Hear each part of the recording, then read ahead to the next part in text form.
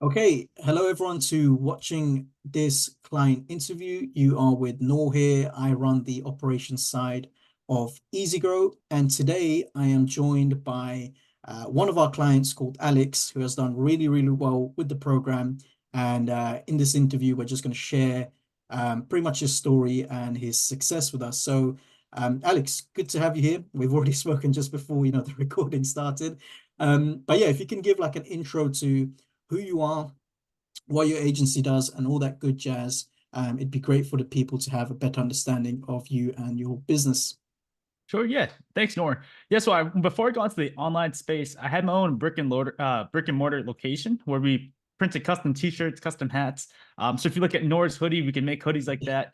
And then 6 years into the process, so about a year ago, I found out about the online space. I actually signed up for a course and it told me so I can scale my brick and mortar location. And then he told me that I shouldn't be working with the brick and mortar. Instead, I should just teach other people how to do marketing. So then I thought about that for a little bit. I joined other coaching programs to see if I can figure out how to set up a marketing agency. But a lot of the other marketing programs, there's not a lot of like A to Z like setup. So then in August of last year, I joined EasyGrow, which is Charlie Morgan's program. Um, but I couldn't really start my agency until September. And then for September to January, in January was the first time we hit 40, 50,000 in 1 month. So the growth has been really quick, but I would say it wasn't easy. It was kind of painful. And I think it's because we had all the skills that stacked up over the years. And I just moved vehicles into a better vehicle. Yeah. And that was I'll say that's probably the reason of it. But I think Easy Grow also has all the tools you need in one place. So you don't have to like search on YouTube, spend hours. So when you buy a program like EasyGrow, it kind of cuts your learning time so you basically add 5 years to your life, 5 years of experience into your head.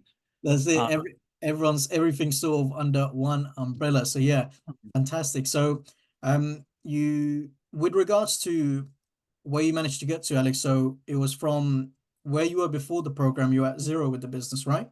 And then mhm, in the 4 month time frame, you scaled to 40K per month. mhm. Yep. Perfect. Amazing. And just reiterate the niche you were actually in and then your previous experience with that, because it's very, very interesting, because like you said, there is a blue ocean. I've never seen anyone else tap into it. So if you can just clarify, the niche and what you actually do for the niche, Mhm. that'd be great. Yeah, so we help screen printing and embroidery companies. So effectively, if you see any event or stadium that has like 10,000 shirts printed, those are the clients we work with. It's a very unique industry. And the only reason we got into that was because I had my own shop for 6 years. Um, I thought I made the mistake of thinking since I was good at my own shop, I could easily do it for other people. Yeah. Um, our service delivery on the other end was basically what I did for myself, and I just replicated Yeah. it into these other shops.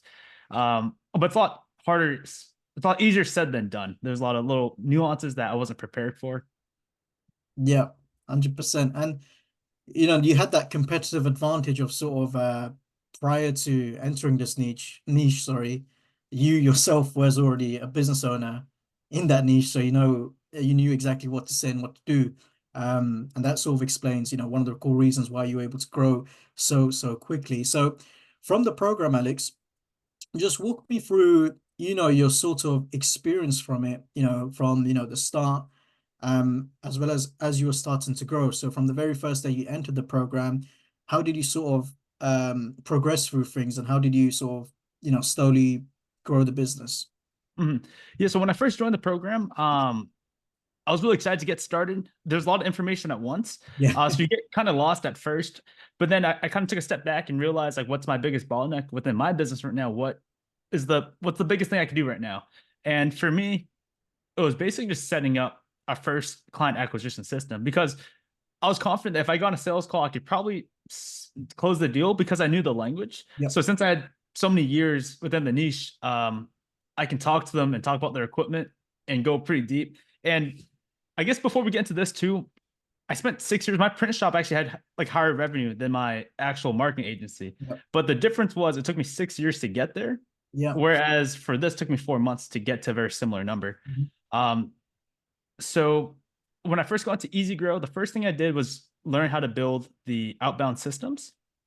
So once you join EasyGrow, there's a thing called acquisition genesis, and that kind of teaches you the theory of client acquisition. Yep. Each video is like 2 hours long. So Yep. what the way I approached it was like a shopping list. Whatever question I had, I kind of searched it into the bar, found that little spot, gave me some guidance, and then I executed. So I'd look for something, for example, setting up Calendly. I didn't know how to do that. So I just watched the video on how to set up Calendly. So I set that up. The videos are really long, but they cover like almost any question you might run into.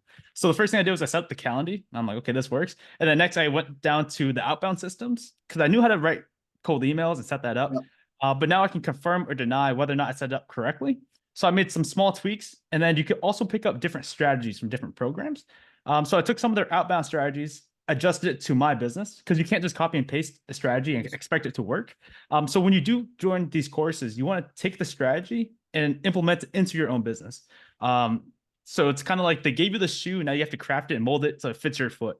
That's Um, that's exactly it. Yeah. And there's a few things to take away from, what you just mentioned there. The first part about the fact that you've had 6 years worth of experience in the industry, the common misconception, especially with, some client interviews and what tends to happen with a lot of people that watch these things is they'll come over here, they're going to see that, Alex scaled from 0 to 50K per month in 4 months. And they're just going to assume that, wow, you know, maybe, we can do this as well. But actually, the reason why you actually scaled from 0 to 50K per month, yes, it was our systems and, the guidance and all that good stuff. But like you said, Alex, you already had 6 years of industry expertise before even touching an agency. You had experience in sales, business, and all that jazz, and you were able to just, package that into a different business and succeed straight away. So that's the first thing. And I also appreciate you prefacing that as well, because again, um, I've spoken to other students about this where they get disheartened when they see, quick growth, but then for them, they don't see quick growth. And it's like, but the person in question had years of business experience before they pursued this, for example. Whereas this is your first year at any form of business. So that's like the difference in experience levels there. And, from what you mentioned as well, the second thing that you picked up on, which also ties to the point you made about uh, tailoring the outreach stuff, emails to your own business, is pretty much what Acquisition Genesis teaches. So it's like it teaches you how to think for yourself and how to set up your own systems and why the frameworks work the way they're able to work. You've probably seen this yourself, Alex, and you can probably, elaborate on this a bit further. With some programs, they just give you the vehicles, right? And the copies and all the shiny object stuff, but they don't teach the why is it laid out like this? What's the reasoning behind it? And if you don't understand that, you'll never be able to craft, messaging and systems that are tailored for your sort of specific industry. So on that note, Alex, that was helpful to you, right? When you were actually going through AG and all of the frameworks, were you able to, how were you able to sort of tailor it to your business very much? Yeah, for me, I feel like, I guess from being in business so long, you kind of learn that you can't just copy and paste things into Yeah. your business and expect it to work. For me, what I did was I followed their instructions to see if they did it differently than the way I did it. And then I took my email copy and compared it to their email copy. And I deleted what was bad from mine, and I took what's good from theirs. And I deleted what I didn't like about theirs and put it into mine. So you kind of get a blend of both of them together. And then you also have coaches within the program. So Yeah. I think that's like probably the best part too. So you can do that homework, basically compare you do it yourself, and then you compare it to their program, you blend it together, and then you bring it to a coach. And then you can ask the coach, like, how would they like any feedback on That's it. this? That Yeah. way you do the homework, you do it yourself, you compare, you ask the coach to check it over, and then the last check is just testing it with the market. So you send it to the market, and then you learn an EasyGrow that like it's not whether or not a system works, it's like how much it works. So you want to troubleshoot the bottlenecks. So if your open rate on the emails isn't high, then maybe you should change the subject line and don't change anything else. One thing in EasyGrow too is it's really easy to get emotional. Like, oh, the emails like aren't opening. I'm not getting any booked appointments. But the work that you put in today, you don't really see it until a few weeks later. So the clients you do outreach to today, you won't get them as clients till like 4 or 5 weeks later. Yeah. And yeah, it's funny that you say that. And for like people that are watching this interview now, what Alex is speaking about here is not only do we provide the course content, of course, but we've got literally coaching calls on so many different areas with sales coaching, sales call audits, outbound coaching, and all this stuff. So, what you just mentioned there, Alex, is, for example, you draft up your own version of the email, you'd get it approved in the group, for example, you test it out, you'd bring the metrics, and you have the option of going to a coach to hear what they do differently. So it's an extremely, you know, competitive advantage to have when you're not just reliant on videos alone and you have people to actually guide you on that step. And then the other thing that you actually mentioned there was was actually to do with being emotional. I nearly forgot that part, was being emotional, where I've seen it as well, where in the program, um, you get one bad email reply and it's like, oh my God, we're done. The copy doesn't work, etc., etc. Hey, I sent 10 emails. I'm not getting any responses. I cold called 10 people. I'm not getting any. Key here is to read data and make decisions based off of data, a sufficient amount of data to, like you said, understand the bottlenecks and do what needs to be done. And, from your experience, Alex, how sort of important was that to you to be able to understand like the concept of not being emotional and solely start operating from a place of data, whereas before you may have been going a bit, blind, as many people do when they don't know what direction they're going in terms of when to make a decision to adjust things. Yeah, no, that's a really good point, Nora. And I think honestly, I don't think the emotional side really goes away because at the end of the day, we're all human. So your thoughts are going to come into play. Yeah, But if you don't have the data, it's really hard to find out what to do next. The data will give you like exactly what to do. Because if you base all the things off emotions, I will say like before I started the program, I'm excited, so I'm super motivated. As you start sending, you might not get results right away, so you might feel a little bit down. But then you have to look at the metrics. Are you getting opens? Are you getting replies? And you can rely on that data, not necessarily tie it to revenue. And the important thing too is that like when you grow, you're not only growing in revenue, you can grow in other ways. Your team can grow, you can learn different things, and you as an entrepreneur will continue to grow and learn different skills. But I think even now, like when we hit 50K, the emotional side still kicks in, and then I have to take a step back and look at the data. That way, it gives you some kind of metric to look for and see yeah, where to go from there. Um, it's super easy to rely on your emotions. So outside of the agency, I'm also in the army, and a lot of the training kind of coincides too. A lot of the training processes in the army, as you can imagine, they're kind of emotionless. So yeah. like when you're tired, sleepy, hungry, don't want to be there, you can just follow these step by step things based off the data that's in front of you, and then make a decision. And you want to kind of approach business the same way.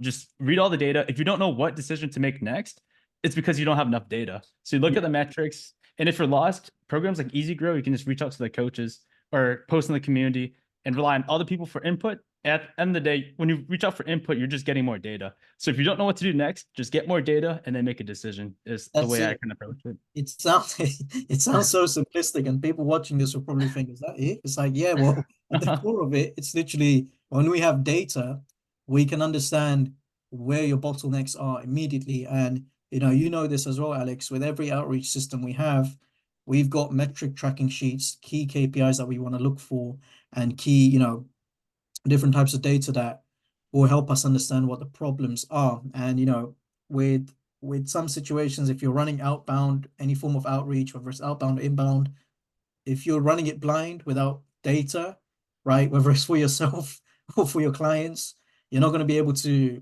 do anything. You might have a lucky break where you've signed a couple of clients, but you won't know how you actually done that. So you can't replicate the success. So yeah, that's good to know that you actually benefited, specifically from the heavy overload of data. I know that you're probably sick to death by the amount of data that you've probably looked at from all the different processes that we have. So yeah, that's good. And I'm curious to know, Alex, from your perspective, because as you've already said yourself, you've used the group, you've used the content, you've also gone on coaching calls. Like I've seen you myself on the rare coaching calls I've hosted. What would you say like are your sort of favorite parts of the program, and what specifically benefited you and your situation, would you say? Yeah, I think my favorite part. So I joined other programs before. I don't want to name them here, but the founders of those programs, they're either late or they like just don't show up to their own coaching calls and they just put in other coaches to replace them. But here, Charlie and Bo, the founders of EasyGrow, they're actually there on Monday and Friday, and they actually like remember your business, I guess. So when I first run the program, I asked them a question. Next week, I came on the program, asked them a question, and like Charlie and Bo, they kind of like they're more personable, so they actually remember the context beforehand, and they're like, "Oh, you're the guy that does the t-shirt business or whatever Yeah. it is, right?" I'm like, "Yeah." So they remember the context, and it feels more personable. And it's really nice to get in proximity of an entrepreneur that's doing like 8 figures. Yeah. Again, in the other programs, when the founders are at that level, like 8 figures, they don't want to hop onto the coaching calls. Whereas Charlie and Bo are always on the coaching calls and they try to answer every question. One thing that's nice about EasyGrow too is that you put the question in the chat. That way your question actually gets answered. Other programs, you raise your hand and maybe only 2 guys get their questions answered. Everyone else is just listening in. So that's my favorite thing about EasyGrow, that the founders are on time and your question actually gets answered. And if you can't make the coaching call, you can post in the community and tag the coach and then they can answer your question there. Yeah, great stuff. Yeah, it's funny because you mentioned that the fact that all the founders are on the call and the founders are on time. In my head, I'm thinking, is that really the favorite thing, Alex? Isn't that supposed to be the bare minimum? So yeah, because I've been a part of programs similar to it's exactly what you described, where you are part of coaching calls, but there's no structure to it. Either the founder's not there and there's no clear order, so you're listening to one person ramble on and it's just like a hands up system. So whereas with our one, it's just, questions in the chat. We're going to go over each issue one by one. And as you mentioned, Alex, it's personable. And I think that sort of is a reflection on sort of, our values here, where we take sort of every sign up genuinely seriously. Like I'm a, me, I handle support in the group, and I've had some calls as well, the coaching calls. I'm aware of different people's situations, and Mhm. it's not as if, I do my job and that's it. I completely forget about you. And that personal touch is really important because, like you said, it goes a long way from a client experience, because you're like, wow, these guys genuinely do care. It's not just a matter of them taking my money and they just, apologies for swearing in advance, half-assing, support. So yeah, love that, man. Love that. Alex, I'm actually curious to know, because I think you did mention like cold email as one of the systems you use to sort of generate appointments. Were there any other specific strategies that helped you generate appointments, meetings, and was there anything else like the sales training that was of value to you? It'd be great to understand what other areas would that you actually used to get your agency to the point where it is now. Yeah, and before we get into that too, I meant to mention for the coaches, other coaching programs, they have a lot of coaches, but the quality of the coaching isn't as high. So Yeah, EasyGrow's coaches are usually part of the staff or they have a lot of credibility. Other yeah. programs I hopped on, there is a like service delivery coach, like Jimmy Mitchell, he is the service delivery coach here, and he's run his agency for like years and he does It's like 100K 30 plus. years. And Old Uncle Jimmy. yeah, exactly. Uncle Jimmy. But the other programs, I joined their coaching calls and like the coach hasn't even passed like 10K a month. And I'm like, I don't know if I want you helping me right now with these ads, which I mean, the information might be really good. But it's just the credibility isn't there. So I don't know if I rely on that information as much. But for the other material in Easy Grow, one other thing too was my sales calls were all over the place. So when I Mhm. first joined the calls, I just like rushed to get booked appointments. As soon as I got booked appointments, I was like, all right, I can sell. So I hopped on the call and then I realized there's no structure to the call. So it's hard to replicate your results over and over again. So I just took each call and each call was like completely different. And then my close rate was really low. I didn't track any of these numbers. And I was trying to figure out what was wrong. So then I went into the sales modules and so they give you their script, but you can't just copy their script because it's not going to work for your business. So it's the same thing again, where you take that script and you modify it. So what I did was I took their script, I modified it to my niche. So I know a lot of keywords and terms that I picked up from my specific niche, and I added it to our sales script. One thing too is their sales process is very clear on basically you're not even supposed to close anybody. First, you got to diagnose the issue and That's see if they even qualify. And then if you think you can truly help them, it's almost on you that you have to help them. Like if you're a doctor that can help a blind man see, and if you don't want to help them, that's like almost on you. So you got to see if you can help the person, and then if you can help them, then you can use the sales techniques and tactics that they teach you to convince that person to drag them over the line. So that's my favorite thing. Like each program teaches sales a little bit differently, but I like Charlie's way of selling. It's very ethical, and I think it matches my style. Yeah. Additionally, in the sales SOPs, they give you like their actual SOPs. So we took those and just copy and pasted those sheets and those metrics. And since they're metrics, those you can actually copy and paste and just put that into your business. Key KPIs. Yeah, that's it. Mhm. That's it. So yeah, so the sales process was really helpful. And then they also have agency service delivery modules. So basically anything I needed, I didn't go on YouTube for like 3 months because everything I needed was in EasyGrow and I could just look it up and find it in there. But that's basically how I approached the program.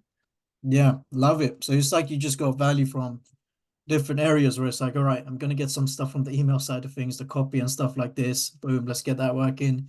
Sales stuff, let me dig in here. Service delivery, let me check out Uncle Jimmy stuff or calls, I mean, then the stuff in the program. So yeah, that's another thing. It just covers all bases and it's nice where from your experience, it sounds like once you figured out one problem, you're able to find the next problem and just solve it from the course immediately. Mhm. Yeah, and if you don't know, you can just post in the community or ask the Yeah, coaches. that's it. That's it. Perfect, man. And I wanted to ask, what would your sort of advice be to to sort of students where or to not even existing students, but just people in general, that want to achieve, the level of success that you've got, Alex? Like, what characteristics, skills, traits would they need to have? Because, Mhm. obviously, you've picked up some really good skills and stuff from our program, and it'd be great to hear your perspective on that, especially to those struggling as well. Mhm. Yeah, the way I really like the way Charlie puts it, and it's not that it's in business, it's kind of you have to become the person who can is kind of like the motto of Okay. EasyGrow. So if you're not making like $100,000 a month right now, it's not really outside. It's like you're not the person that has the skills to do so yet, or you don't know the information that you need to, or you don't know the people to get to that level. So for me, if I were to like restart the program, at first I did expect it to be easy, but you kind of realize that anything worthwhile is really hard.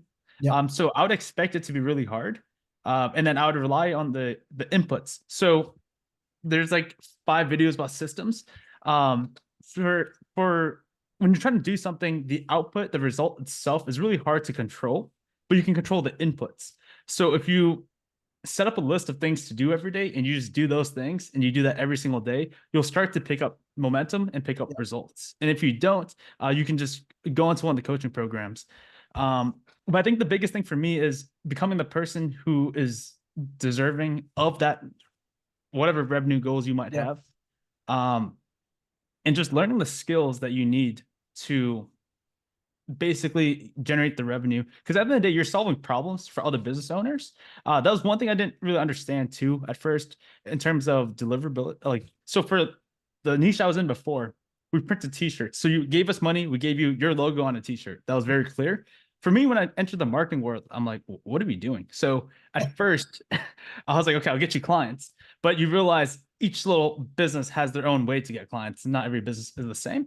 Um, so it took me a while to learn what you're actually delivering. So I guess if I were to restart the program, what I would do is exactly the same way I did it: get those appointments set, learn sales, and then once you get a few clients, then learn the service delivery.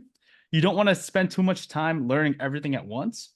So I would Yep. learn, implement, because then the next problem kind of arises. If you learn Yep. how to do service delivery right away, you'll find that the service delivery that you created won't even match the problems that you're coming up with.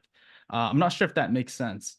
No, no, I completely agree. It's like what you just described there is if you're trying to learn things about 100K problems when you have 1K problems, it just it doesn't make sense. Like you need to approach it piece by piece, almost level by level, like a video game. Even like yourself, Alex, where you've grown from a zero to 40K per month. Now you're progressing beyond that, right?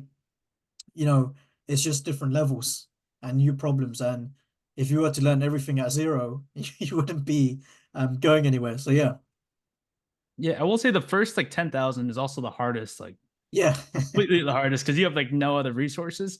Um, One thing that I'm still learning is you can kind of pay your way out of doing things. So if you don't want to take sales calls, once you're good enough at getting booked appointments, you can bring in a closer. If all you want to do is do sales, then you can bring in someone to help you with the service delivery. Yeah. Um, but yeah, it kind of comes down to having those systems and the metrics, though. So I will say, when you're by yourself, it's kind of easy because you have an idea of what's going on with everything. Once you start hiring team members, you need those metrics so you can get a pulse on how each part of the business is doing. Yeah. So I basically just copied all the metrics trackers from EasyGrow and put it That's into my it. business. That's it.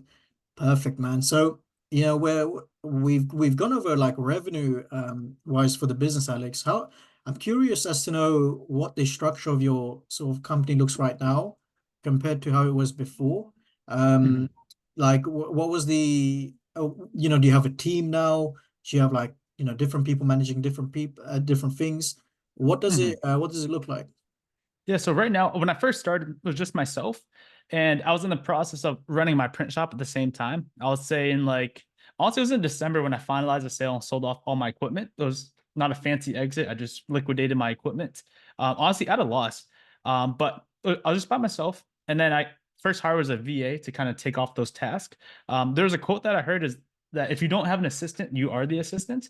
Um, so the first thing I did was I made my schedule for the day, and I looked at the tasks I had, and I handed those off to the virtual assistant. So things like lead scraping, setting up those outbound systems. If you have those SOPs in place, which you can copy and paste from EasyGrow because the SOPs are very similar, you can hand it off to somebody else. But my team right now, we have two VAs that help out with service delivery. And then we're onboarding a client success manager to help me with the fulfillment and onboarding on the back end. And then we have one closer on the front end. And that's our structure right now. In between when I first started till now, we hired white label agencies. We tried 3 or 4 different white label agencies. We had different ISAs. So the team grows and shrinks. But right now it's two VAs, one almost like an ops manager to kind of remove myself from the fulfillment. And then we have a closer on the front end. Yeah, love it, man. And you literally came into this as a one-man army.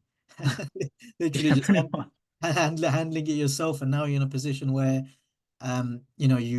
you've got like a mini team in place, and you're sort of transitioning into that space where you're trying to be a top quality recruiter to be able to scale to the next part, which is what Mhm. a lot of people struggle with because they're so good at being a business owner, but then it's time to be a recruiter to truly, get to seven figures and beyond. So yeah, great stuff. What would you say, Alex, would be your goals moving forward with the business? It'd be good to understand, get a pulse check on that and the direction you want to take things in. Yes, so that's a good question, Noor. Right now, we're in a weird stage of pivoting. So in January, we had so many book calls. Like, if we really wanted to and gas it, I think we would have hit 100K at the rate we were going. Um, but our service delivery kind of was broken on the back end, and I want to make sure we have a really good product. So if it's kind of like that analogy where if you want to build the fastest tower and you only have like 10 minutes to build it, you only can build it so far. So what I realized is whatever you build now, it's gonna break. And my philosophy was like just break it as fast as we can. So we built something like a really small, minimal viable product. We built the system and then we broke the system. Build the system, break the system. So right now we're in that period of building. So from 50K a month, we kind of took a pause and we're like, we want to make sure everyone gets really good results. And then what I did was I systematized the fulfillment. So I set up like SOPs, like if I onboarded someone new today, these are the steps that they have to do. Some of the mistakes I made was that I thought I can replace myself with one person, and clearly it's hard to put all those skills into one person, especially if you lose that person too, then you have to start over. So what we did was we effectively trained each person on one specific task, and then they take care of that task. If they leave you, you'll still be okay. You can just train somebody new. But for our direction in the future right now is I think we're going to take it one level higher. So right now we're helping screen printing shops. Most of them are B2B. And now I realized that we can help almost any B2B business and get them more B2B leads. Most recently in our industry, we can help the screen printers, but there's also people who manufacture machines for these printers. So I've been getting approached by different companies actually to help them with their marketing. And their machines, the smallest machine they have is like $50,000. And they're like an enterprise company. So their budget is like almost through the roof. For them to hire a marketing agency like myself, it's actually way cheaper for them to hire like a marketing director who probably doesn't know how to run Facebook ads or do any of that kind of stuff. So most recently, we signed a deal with a equipment manufacturing company. So I realized our first pivot was going from brick and mortar to online businesses, helping B2B. And then now we realize we can move up market towards bigger B2B companies. Because right now we're getting book calls for screen printing. So if you want, like, I feel like that's pretty hard getting people to get book calls for custom t-shirt printing. It's actually even easier to do it for like a different type of company. So now moving forward, we're restructuring our service delivery. And we're also restructuring our targeting to hit better quality clients. And now that you get to a position, you can actually get rid of some clients that you don't want to work with. So that's like the best part. So that's why the first 10K is so difficult. You have to take on everybody, even if they're bad clients, good clients. You kind of sell everybody. But once you get to a certain point, you can get rid of the bad clients and focus on the good clients. And you'll realize that the good clients, they pay you more and they take less time to manage and they actually get better results too, because they're also good business owners. So that'll be one of the biggest things I realized. It's not hard forever. It gets a little bit easier as Yeah, you. that's it. Amazing, man. And I love the point you made about how you said, yeah, we could have scaled this to the moon to 100K per month. That would have made for a great interview title. But at the same time, from a business perspective, it won't be the right move because, operationally, yeah, you'd have the fancy Stripe account that'll just, you can flash and that number's gone in 1 month if without Right. proper operation. So yeah, that's a fantastic like business decision from your end, Alex, to just sort of maintain what you're doing and work on systems and things like this, which you already spoke about, before even the call. But yeah, that's fantastic. And another point I like is what you made about the pivot side of thing, where it's like, yes, you got B2B, printing companies, you got a proof of concept here, but then the framework you have, it can be applicable to other markets, and more specifically, you found an alternative market that's linked to, you know, t-shirt printing in some way with the machine specifically. So it's fantastic, man. And yeah, I'm curious to see, what the future looks like for you. And I'm excited because I obviously run the operations for, EasyGrow. So what really makes me happy is whenever I see a student or a client like yourself, for example, they say, "Hey, man, gonna pause things and I'm fixing up the back," and I'm like, "Yes, this is this is the big win." Forget more and more clients because I've seen situations where people just scale up ridiculously fast. They're without a proper team, without proper fulfillment, Alex, and it's just ego driven. They want the number, Mhm. they think it's quick cash, but it's just not sustainable. So yeah, really good stuff, and that's good to know about your future plan in that regard. And I want to, before we sort of finish up the interview, Alex, one question I want to ask it is, how has the growth in the business sort of affected your personal life? Because we spoke just before, we started recording this interview. Business owners, they tend to be locked in. They get into the Formula One car, they zoom. It's like that man in the arena quote. They're in the arena, they don't care about anything else. They just keep on fighting and fighting and fighting. And they don't realize the progression and how far they've actually come. So I'd love to hear your perspective on, you know, how life has changed, if it did change significantly before you started this business. But yeah, it'd be great to hear your perspective on how things have changed for you. Yeah, no, that's a really good question. Before I started, we had the printing business, but say like the revenue was like 60K. Mhm. Our lease or rent was already like 8K. Equipment financing was a bunch of money. Labor, insurance, Yeah. taxes on payroll. Uh, Everything was American labor, so that was super expensive. And then we had cost of goods. So say like we made 60K that month, my profit margin was like 3, 4 thousand at the end of the day. I'm like, this kind of blows. So once I got rid of that business, I also hated printing t-shirts. A lot of people didn't know that. But when I was talking to Seb, which is the salesperson who I was talking to when I first joined EasyGrow, he was telling me like, dude, if you switch markets, I guarantee you, you're gonna do really well. And like if you look at our old email chains, we almost like predicted where we'd end up. But in terms of our life, when I first joined EasyGrow, one, I was really upset with like printing t-shirts. I really didn't like that. And two, I really wanted to learn how to do this online stuff. That way I can work wherever because I have to travel a lot for the army. Um, so once I got rid of that side and focused on this side, I was happier because I really liked the work. The work was a lot better just sitting on a computer compared to like manually printing all the shirts, and like the air is really bad and it's super hot. It's basically a modern sweatshop. It was is the way I like to put it.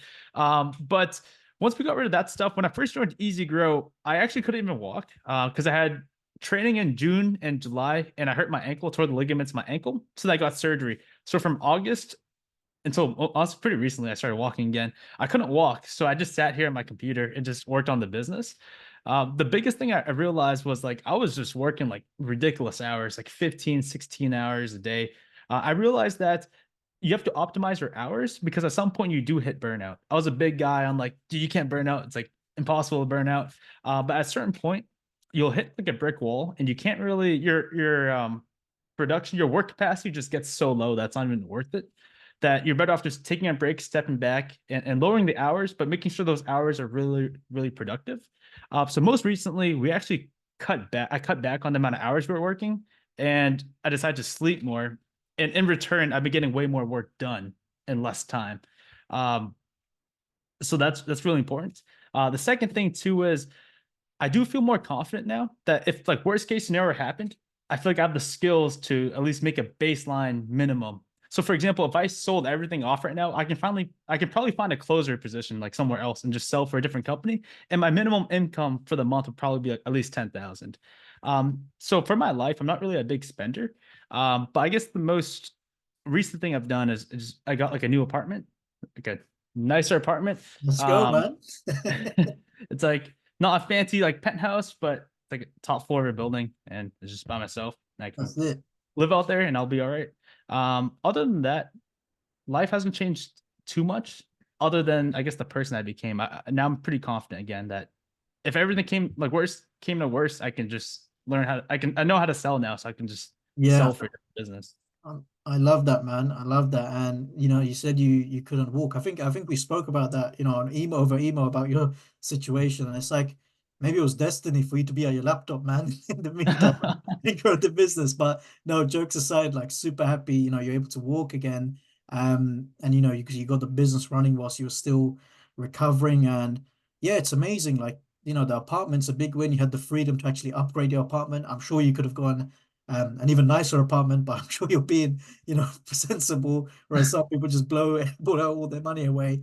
But the part about being confident, Alex, that's such a massive win where you've got a sense of power now and control where even if your business, for whatever reason, God forbid, it just disappeared, you're in a position where you've learned the skills, skills, characteristics, and traits from your own experience outside of EasyGrow, but also the things you learned throughout EasyGrow to be able to rebuild yourself, whether it's restarting the business or, like you said, tap into other opportunities from the skill set you developed. And I think that's another underrated thing that a lot of success stories that we have, they don't realize that. Like what you just said there, where it's like they actually got power. Like they can go, hey, if I lose this, I can just easily build another one or just tap into something else because I know how to do things. I'm not reliant on copying and pasting things. I understand, the frameworks and principles behind,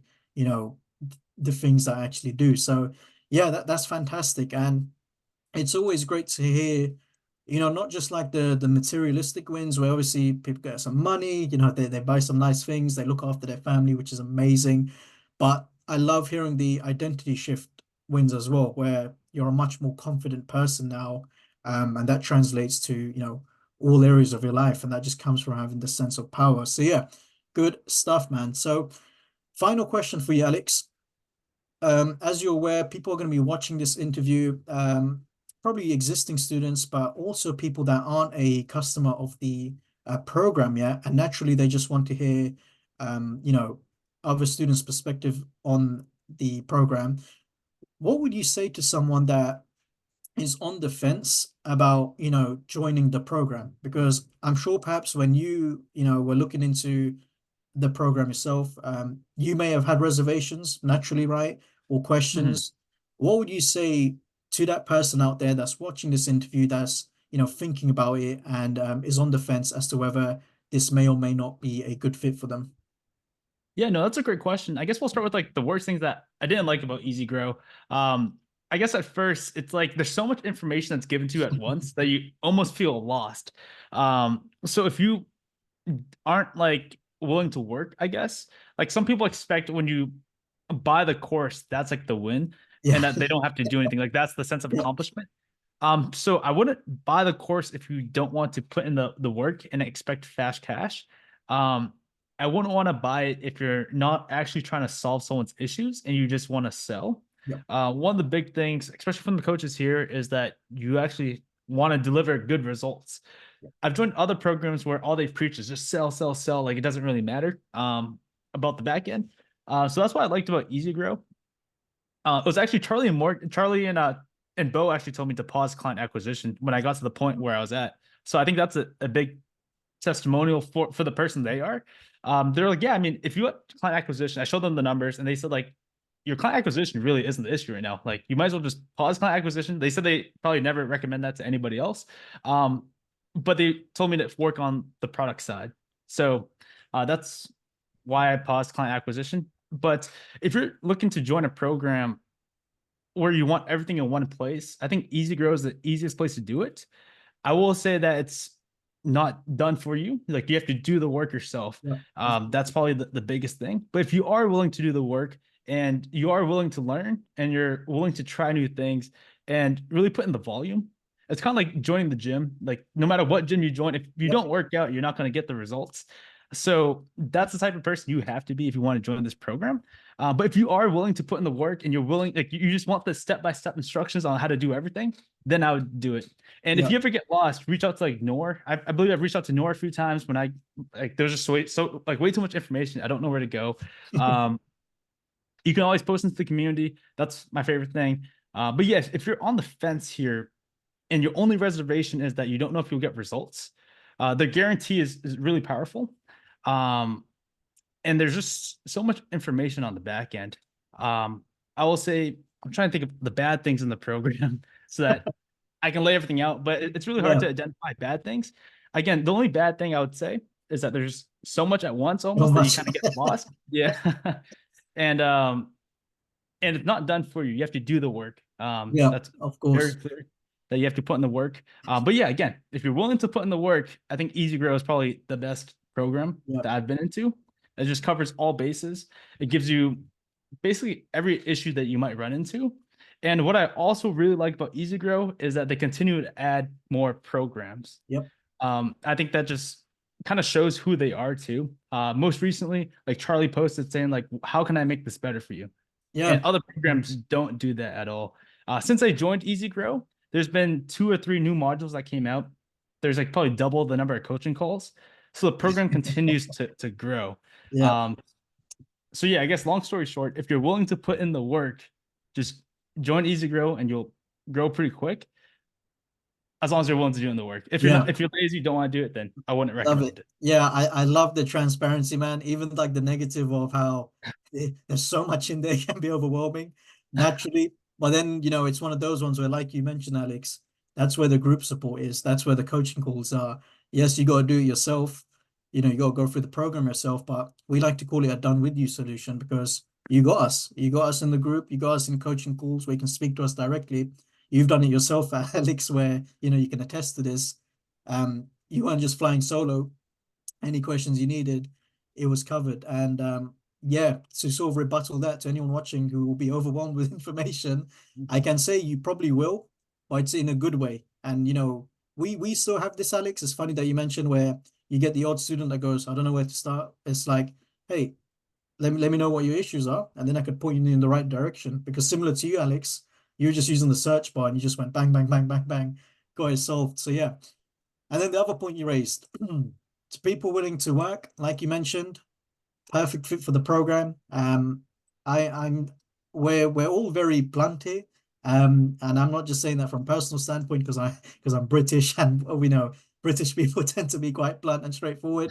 But I'm not going to package this as something as you come in the program and that's that immediate success. Like Alex is a perfect example of this where, you know, he's grafted. I see him in coaching calls, I see him in the group. He's had years of experience in business before this, but he still had to put in the work. So as Alex mentioned, you know, if you're on the fence, but you're someone that's willing to work and you just need to understand what you want to work on, we can help with that.